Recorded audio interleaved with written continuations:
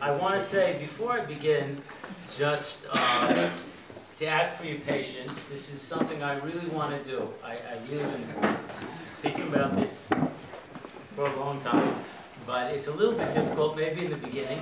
So if I freeze up, just, go with it. I'll be okay. It's on Shabbat in the afternoon. I said, Kel Malei Rachamim. I was a bit nervous about that, and when I got up there, I kind of froze, holding the Sefer Torah, and I had the words in front of me. And I remembered a time that I was helping Stella. I was giving her a shower, and she knew, look on my face, that I was just, I was horrified. And she said to me, she said, look at my eyes, just look at my eyes. And she kept repeating that. So when I was up at the beam, and when I kind of froze, I heard a voice saying, look at the words, just look at the words. Don't get distracted. So I'm going to try to take her advice and go through this over here. Rav Matanya wanted me to tell you that he wants to be here. It's Bitya's father's yard site also, so he is there. So, and he wanted me to mention that we learn Mishnah. His father's dead. Her father. Bitya's father. Okay. Bitya's father.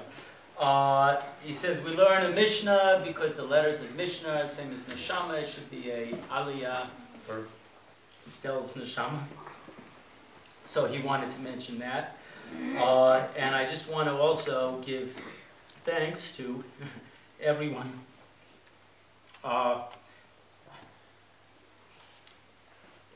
It's been a difficult couple of years, but so many people have helped us and continue to help us, and we're very grateful for that. And I wanted to mention that. And also, one last thing to mention is how very proud I am of my kids and how far everyone's come in a year. I'm really proud of you guys. You're doing great. And Mommy would be very proud, is very proud of you also. I know it. So I just wanted to tell you guys that before we begin. Now, why am I giving this shiur here? I mean, is it just a memorial for Stella? Why did I pick this topic, which is this pasuk that I'm going to read here? It's not just a memorial for Stella. The fact is, I think that from Stella's life we can learn a great deal. The fact of the matter is that all of us, it's part of life. We're all going to die at some point. And this thought that we're not here forever could make us crazy. I know for me, when I think about it, we try not to think about this. Then how was it that Stella, who was told her time was short, she was able to accept that? She was able to accept that. She never lost it. She never went crazy because of it. How could she have done that? And I think the secret is the way she lived.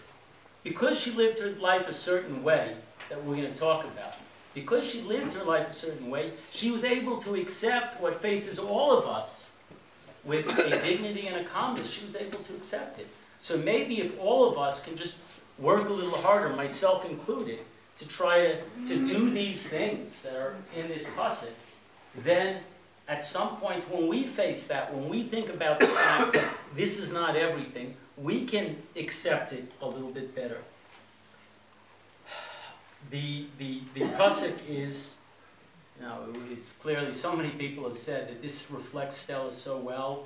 It's one that is dear to Frankl family's hearts, and it's from Pirkei Avot, and it's a very simple pasuk. It says, Shammai Omer, Oseto Etecha Kavei Omer Mat Vasei Haribah Avei Mekabel Et Kol Adam Seder Enim Default, which is that Shammai says you should make Torah a fixed part of your day, Torah learning a fixed part of your day. You should say little, you should do much, and you should greet everyone with a cheerful face, with a smile. And on the surface, this almost sounds like an easy pasuk. This sounds like a simple, cutesy type of thing. say little, do much, and smile at everyone. But it's not. It's really, at a certain level, the level has, I understood from watching Stella, this is very difficult things to really do right. And that's what we're going to talk about. There's 4 parts of this, really. And the first one, I'm just going to give you Stella, the way Stella interpreted these things, to make Torah learning a fixed part of your day. How did Stella feel about Torah learning? I guarantee you it's probably different than any way you've understood Torah learning before. Because most people would say what this means, obviously, is that some part of your day you should set aside so that you can learn, so that you can benefit from that. It wasn't the most important thing for Stella. When Stella was sick, a number of women came to learn with her, to teach her. And good night. And I said, I will email so-and-so and say that you're not up to it. And she said, no. I said, can't do it because I missed last time. And I really need to do this. I said, Stella, you don't have to learn this way. The parsha, whatever it's not that important if you're not feeling well. And she said, no. The person, she said, she really loves coming here to learn with me. And if I don't make it, she's going to be disappointed. So for the sake of her, she said, help me get dressed, bring me downstairs, put me on the sofa, and I'll be fine. And sure enough, I did that, and she went from feeling miserable all night. The person came over, said, Stella, how are you feeling? She said, Baruch Hashem, and smiled. Her Torah learning, in this case, was for the sake of the teacher. Because she was always thinking of the other person. She wasn't saying, I'm going to benefit from this learning. I'm such a Talmud Chacham, I'm going to learn all of Mishnayos, I'm going to learn all from Mishnah. No, it was simply because this person wants to teach me. And they're going to feel really good if they do it. And if I don't make it, if I'm too sick to come down here, it's going to make them feel bad, and I don't want that. Now, in many ways, this one, normally in terms of the way Stella lived, the make Torah learning the fixed part of your day, it's not the part of this pasuk that a lot of people would think of. But, so let's get into the bigger parts of Stella. It says, say little. Say little. And yes, I admit that this is very ironic that I am standing here in Shiur, me, Yarden, saying about say little, that this part of the pasuk. Because we live in an age right now, we're always talking.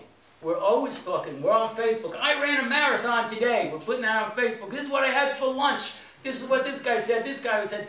And I do this also. We always like speaking. Now, you could either be isolated from everyone and keep to yourself. Because I'm not saying anything. I'm staying in my room. I'm not going to say anything. And I think most people who don't speak a lot, that's what they do. But not with Stella. By Stella not saying a lot, that enabled her to do something really, really hard, and that something is to listen. Stella was an amazing listener. Let me tell you, through many jobs I've had, I've done a lot of public speaking, and I can tell you, anybody who gets up in front of a crowd, it is difficult to do. You prepare, you're nervous beforehand, it's a difficult thing. But what is much harder than speaking is listening. I'm not talking about hearing. Anybody can hear something.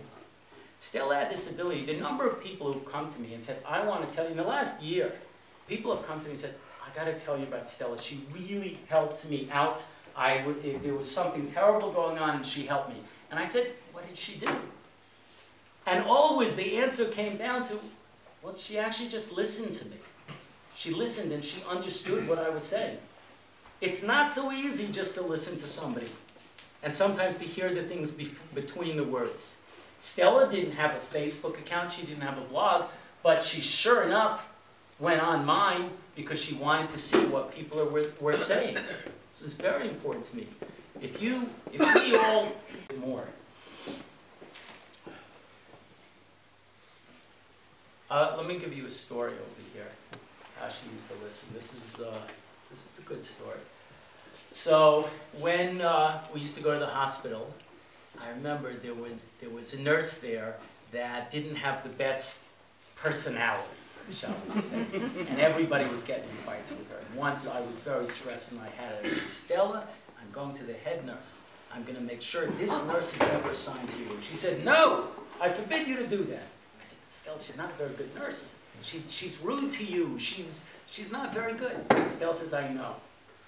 But I've heard the same thing from all these other patients that are here, and I'm very worried. I'm worried about her. So I'm worried she's going to lose a job. If everybody says, I don't want this nurse, I said, but maybe she shouldn't have coffee. I come back, and this nurse was sitting there talking to Stella about all her problems.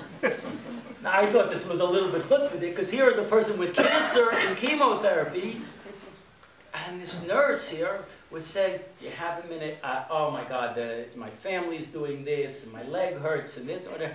And Stella would listen to her. Stella wouldn't speak, she would listen to her. And you know something?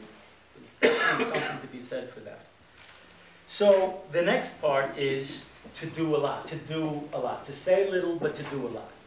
Now, a lot of us in this room are busy people. I know that because I do read everybody's Facebook, right? And I see from in the morning when the kids are screaming and whatever and what's going on at work, we're all very busy. I'm working and running marathon and everything like that. But to do a lot to Stella didn't mean just being busy. I remember once, Stella was the most dedicated worker, employee, that I think anybody would ever find anywhere. She used to have one of her part-time jobs. She was working for Web Yeshiva, and she got paid by the hour, and she had a notebook there where she'd write down her time by the minute. She got up to get a glass of water. I'd see like 2:30.5 to 2:31. I said, what are you doing? You worked from 1 till 4 o'clock today. She said, well, I got a drink of water here, I did this, and you know, they're a nonprofit. I don't feel right charging them for that. So I said, that's a little crazy, but I said, Stella, she was the most dedicated worker. I said, you know something? You could make a great deal of money. You have all these part-time jobs. Any employer in any field would kill to have somebody this loyal, this dedicated. She said, I said, why don't you find a job? You can work full-time. She said, you know something? It's not for me. I wouldn't have enough time to do the things I want to do. And what did she want to do? I'm sure everybody knows. She enjoyed doing chesed. She enjoyed doing chesed, not so that somebody would return a favor or anything like that. She really enjoyed and got benefits out of helping other people. That's what made her tick in the morning. She was funny. One of the things that she wrote to me and the kids is she apologized. She said, you know, a lot of times you probably thought that families in the yeshuv were treated better than you guys were, because I was always making food for them and doing this and that. But it's something I believe in, and I hope that you all do. To do a lot doesn't mean just to keep yourself busy. Any of us can do that. But it means to take the time to reach out to people and fill in where there are needs. She sensed where there was a need, and then she would fill it. And the number of things that, you know, most of us, okay, you go, you do a bit of chesed, you want to tell people, oh, you know what I did? I made this big pot of soup and whatever. She wouldn't even tell me half the time what she was doing. She would come home, I said, where were you? Well, this new family moved to the Beit Daniel, and I was helping them unpack the boxes. I said, you were there for 8 hours. She goes, what's the big deal? Right? That was her phrase. What's the big deal? I said, okay. You know, but really, she enjoyed that kind of thing. There was no limit to that. No limit to that. Say little, do much. And here's the one thing that sounds like a really easy thing. A really easy part of this whole recipe of life. To greet everyone with a smile. We can all smile. We can all smile at even people we don't like. But with Stella, it wasn't just greeting people with a cheerful face. She didn't draw lines. She loved, I'll admit it, who likes to go to 3 bat mitzvahs a week, right? Unless it's your own child. Stella loved going to these kind of things. She loved going to smachot. Loved people. And whoever you are, when she saw you, as soon as she saw you, she would light up and she would smile because she felt it inside. I wrote this in the blog, so forgive me if you know this story, but I love this story because it is so poignant. It was 3 or 4 days before she passed away, and she had been in and out of consciousness. And our Rav from Potomac, Maryland, Rabbi Singer, came to visit.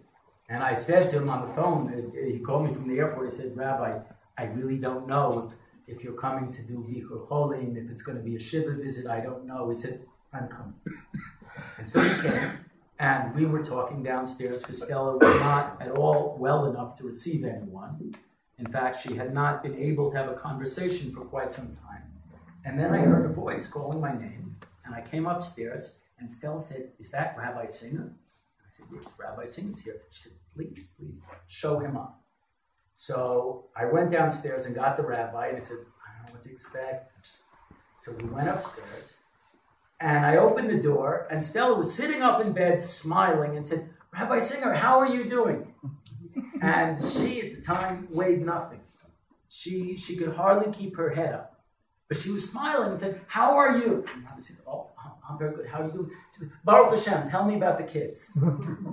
I know, and Rabbi Singer, we were astounded. I don't know how she was able to do this. Not only to speak, but she smiled, and it was just this genuine smile that came from who knows where. This is the kind of thing, if we can train ourselves not just to smile at people, but to understand with all our faults, and we all have faults, and with all the mishigas we do, to look at one another and be genuinely happy to see each other. That's really the key. That's really the key, and that's how she lived her life. I want to read the conclude over here, actually. I didn't know how long this would take, but this is very important, and so far I'm very pleased with myself getting through this. This might be a little difficult. It's a little bit of chizuk that I can give you directly from Stella. Stella left all of us letters, all of us notes, and there's one part she put in all of them that I just want to read because it's amazing and it reaffirms what I said at the beginning. That the reason that you should try to do these things, we should try to do these things, is not just to remember Stella by, but it helps us accept the fact that our lives here are not permanent. It is a temporary thing. She said, this was shortly before she died. She wrote these and left these for us. I am at peace, being laid to rest in Israel, our Jewish homeland. So many sacrifices were made so that we would have the zchut to make Aliyah. Aliyah at my age was not easy. We faced many challenges, but we never looked back. We have no regrets. This is where Hashem wanted me to finish my remarkable journey. Thank you again for coming.